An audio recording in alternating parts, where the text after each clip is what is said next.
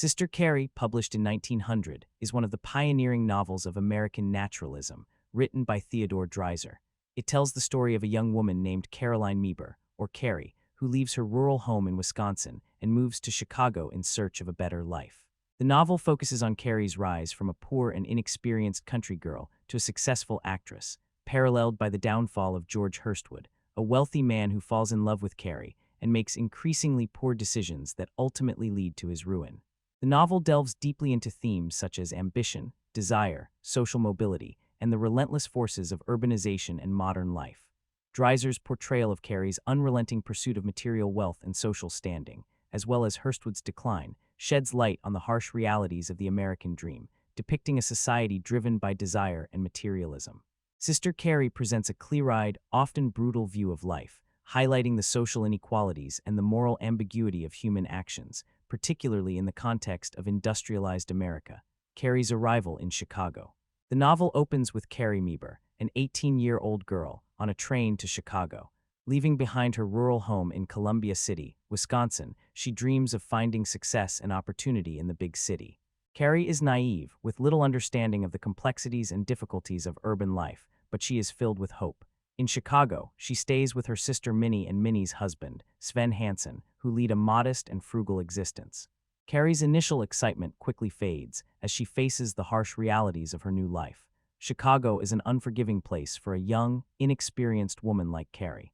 She struggles to find work, and when she does secure a job in a shoe factory, she is disillusioned by the grueling and monotonous labor.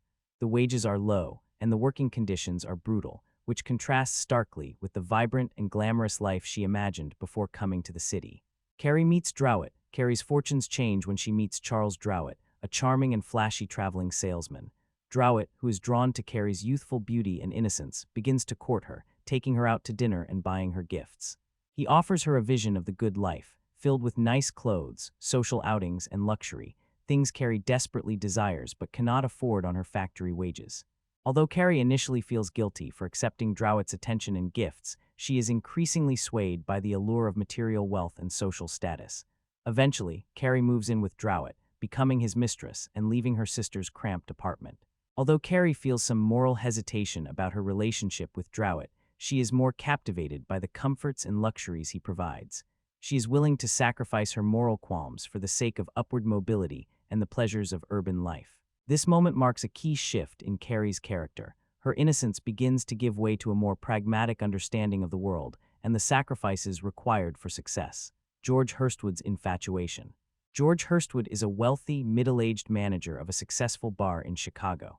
He is married with children, but his marriage is loveless, and he feels trapped in a domestic life that offers him little emotional fulfillment. When Drouet introduces Hurstwood to Carrie, Hurstwood is immediately smitten by her beauty and youth.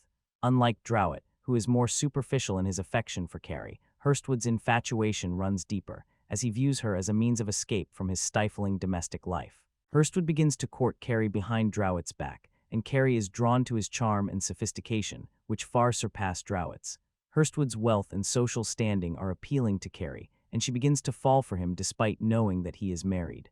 Hurstwood's pursuit of Carrie becomes increasingly obsessive, and his desire to possess her eventually leads him to make a series of disastrous decisions that will unravel his life. Hurstwood's downfall. Hurstwood's obsession with Carrie reaches a climax when he embezzles a large sum of money from his employer and convinces Carrie to run away with him to Montreal, Canada. He deceives Carrie into thinking that they are getting married and starting a new life together. However, once they arrive in Montreal, Hurstwood realizes the magnitude of his crime and decides to return the stolen money. But it's too late. He has already jeopardized his career and his reputation. Fearing the consequences of his actions, Hurstwood and Carrie flee to New York City, where they attempt to start a new life. However, the reality of their situation quickly sets in. Hurstwood has no job prospects, and his once comfortable lifestyle is now beyond his reach. His status as a respected businessman in Chicago means nothing in New York, and he struggles to find work in a city that doesn't know or care about his previous successes. As Hurstwood sinks into poverty, his relationship with Carrie begins to deteriorate, and the power dynamic between them shifts. Carrie, once reliant on Hurstwood for financial stability, starts to realize that she must rely on herself if she wants to achieve her dreams. Carrie's rise to success. While Hurstwood's fortunes continue to decline, Carrie's rise to success begins. She starts out by taking small acting roles in local theaters, and her natural talent and beauty quickly capture the attention of theater managers. Carrie's ambition drives her to pursue bigger roles, and she becomes a rising star on the New York stage. As she gains popularity and financial independence, Carrie distances herself from Hurstwood, who has become increasingly despondent and isolated. Carrie's rise to fame in the theater world marks a significant transformation in her character. She no longer depends on men like Drowett or Hurstwood for her survival. Instead, she has become self-sufficient, able to support herself through her talent and ambition. Carrie's success, however, is not without its complications. Despite achieving the material wealth and social status she once longed for, she remains unfulfilled. The novel suggests that the pursuit of material success and fame does not necessarily lead to happiness, as Carrie's inner emptiness persists even as she attains outward success. Hurstwood's final decline.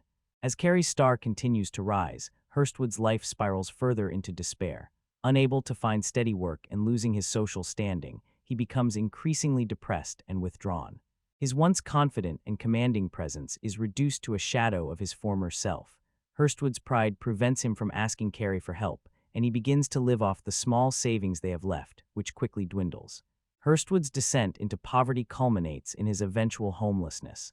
He becomes a beggar on the streets of New York, completely destitute and forgotten by society. In one of the novel's most poignant and tragic moments, Hurstwood takes his own life in a cheap lodging house, unable to face the reality of his situation any longer. His downfall serves as a stark contrast to Carrie's rise, highlighting the brutal consequences of ambition and desire in a society that values material success above all else. Carrie's loneliness and reflection. The novel ends with Carrie achieving the fame and fortune she once dreamed of, but she is not content. Living in a luxurious apartment in New York, Carrie reflects on her life and realizes that material success has not brought her the happiness she expected. She is lonely and emotionally unfulfilled, despite the wealth and social status she has attained. The glittering world of fame and success that once seemed so alluring now feels empty to her. Dreiser leaves readers with an ambiguous conclusion. While Carrie has achieved the American dream in a superficial sense, her inner life remains hollow. The novel suggests that the relentless pursuit of material wealth and social status is ultimately unfulfilling, as true happiness cannot be found in external success alone. Carrie's story serves as a critique of the capitalist values that dominate American society, where ambition and desire drive individuals to sacrifice their morals and relationships in pursuit of success. Themes and motifs. Ambition and desire. One of the central themes of Sister Carrie is ambition and desire. Carrie's relentless pursuit of material success and social standing drives much of the novel's action. Her desire to escape the poverty and monotony of her early life leads her to make morally questionable decisions, such as becoming Drowett's mistress and later running away with Hurstwood.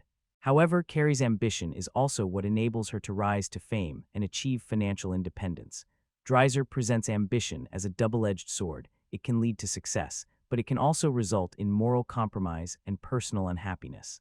Hurstwood's ambition, on the other hand, leads to his downfall. His desire to possess Carrie and escape his mundane domestic life drives him to commit theft and abandon his family. In contrast to Carrie's upward trajectory, Hurstwood's ambition ultimately destroys him. The novel suggests that ambition, while necessary for success, can also be destructive when it is pursued without regard for moral consequences. The American Dream and Social Mobility. Sister Carrie explores the concept of the American dream and the idea of social mobility in an industrialized society. Carrie's rise from a poor country girl to a successful actress embodies the promise of the American dream, the idea that anyone, regardless of their background, can achieve success through hard work and ambition. However, the novel also critiques this ideal by showing the moral and emotional costs of such success. Carrie's rise to fame is accompanied by a loss of innocence and a growing sense of emptiness, suggesting that the pursuit of material wealth does not guarantee happiness. Urbanization and modernity. The novel is set against the backdrop of rapidly industrializing and urbanizing America, and Dreiser vividly portrays the bustling cities of Chicago and New York as central characters in the story. The anonymity, excitement, and opportunities of the city are contrasted with the isolation, competition, and moral decay that also characterize urban life. For Carrie, the city represents both opportunity and danger, a place where she can achieve her dreams, but also a place where she is constantly at risk of losing her way. Conclusion: Sister Carrie is a groundbreaking work that challenges the traditional moral and social values of its time. Through its portrayal of Carrie's rise to success and Hurstwood's tragic decline, the novel explores the complex and often harsh realities of ambition, desire, and social mobility in a rapidly modernizing America. Dreiser's naturalistic approach emphasizes the deterministic forces that shape human behavior, suggesting that individuals are often powerless against the larger forces of society, economy, and desire. At the same time, Sister Carrie remains a deeply human story, capturing the inner lives and struggles of its characters in a way that resonates with readers even today.